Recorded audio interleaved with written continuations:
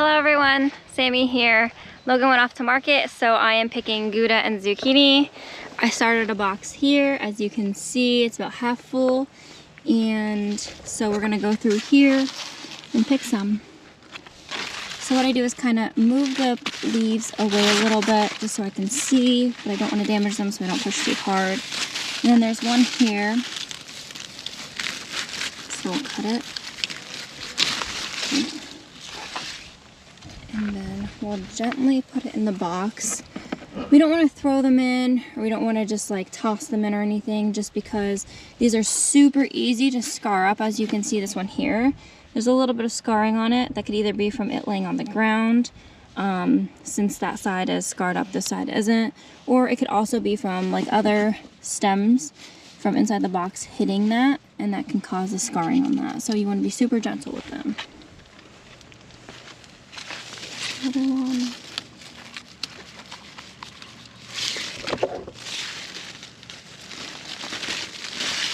This is kind of like the perfect ideal size, just because there's less seed in them. Cindy and Frank picked the red beets, so they're way down there. I don't know if you could see them. They're picking them up. They're also picking up the zucchini. Now we're picking the pickles. So what you want to do is you kind of want to be gentle, once again, because you don't want to ruin any of the vines or anything while you're picking them. And let's see, so here's one. So what I do is I kind of just put it in my hand and then take my thumb and push that off.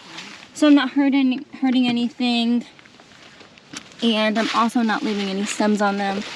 So they go through the washer pretty nice. Now we don't pick them too small, just because they don't really sell. Now we just picked these Monday. It is now Wednesday, so we're not gonna get as many. So let's see if I could find any. Okay, so right here, this is like the perfect size. I don't want to pick any smaller than that. This is probably the smallest I want to get. And then I'll just pick any size that is bigger than this. And then the small ones, as you can see, we'll kind of just leave these on. And by the time we get to the next picking, they'll probably be around this size. Or sometimes, like this one might be a little, oh gosh, you can't see. This one right here will be bigger than this size.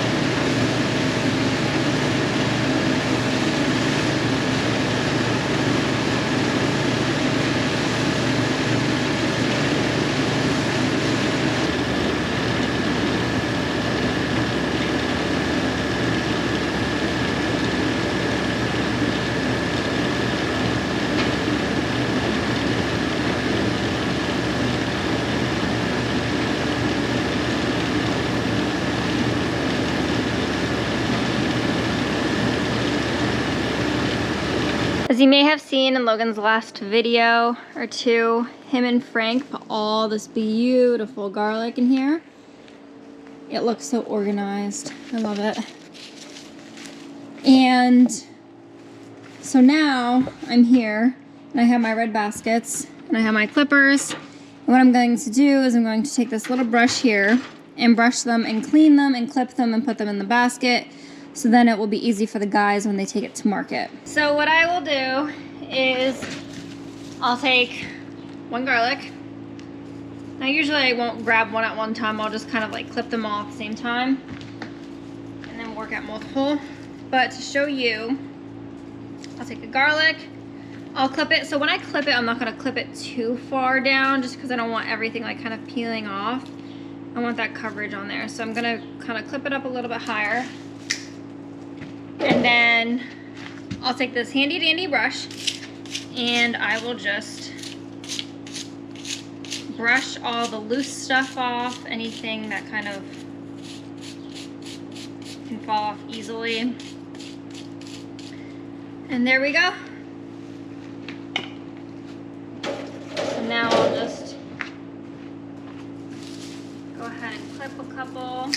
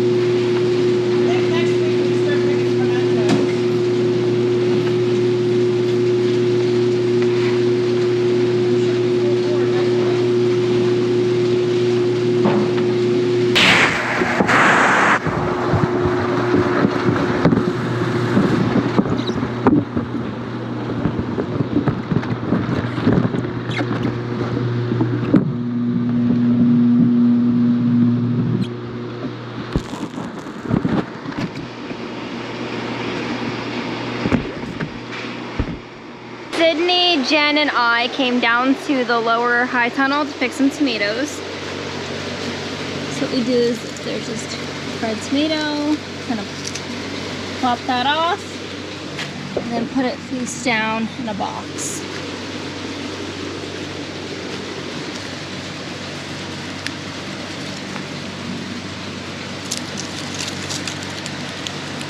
Oh, jeez. You're not supposed to drop them.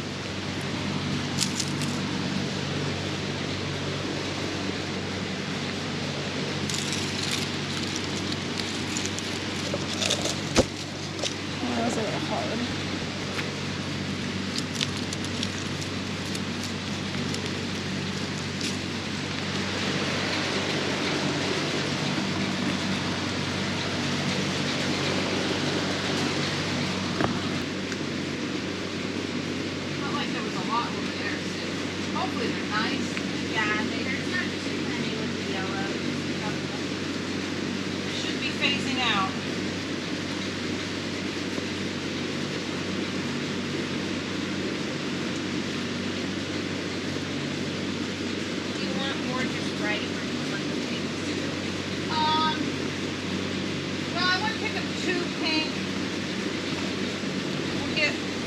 the more orangey?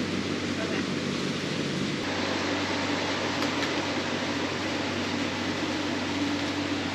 Wow, look how big that one was. Yeah. Beautiful.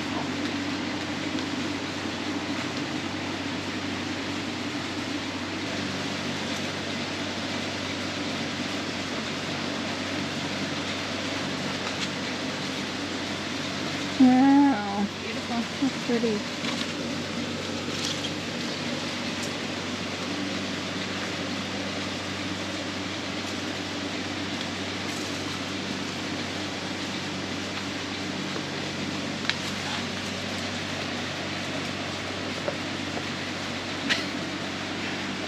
Oh yeah.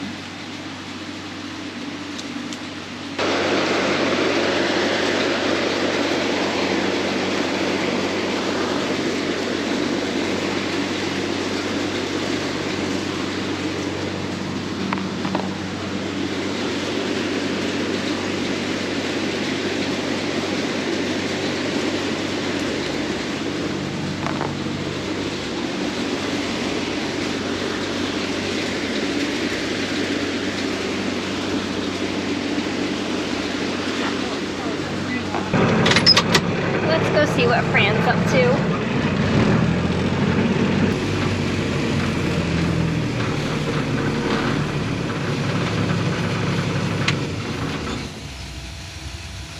Washing something.